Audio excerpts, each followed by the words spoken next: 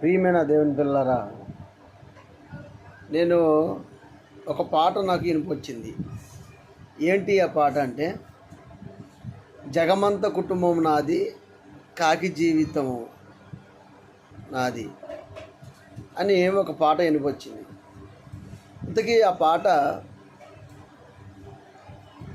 నిజంగా ఆలోచిస్తే జగమంత కుటుంబం అనుకునేది ఎవరు? ఈ లోకంలో తన కుటుంబాన్ని తను ప్రేమించలేక, తన కుటుంబాన్ని తను పరిపాలించలేక, తన కుటుంబాన్ని తాను పోషించలేక వదిలేసిన సందర్భాలు చాలా ఉన్నాయి. చాలా కుటుంబాలు రోడ్డును పడేసి అనాథలుగా మిగిలిపోయిన కుటుంబాలు ఉన్నాయి.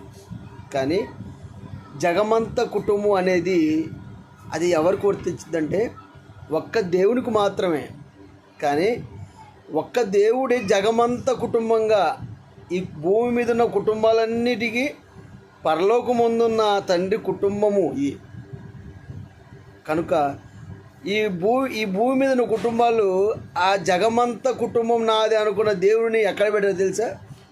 చివరిలో పెట్టారు.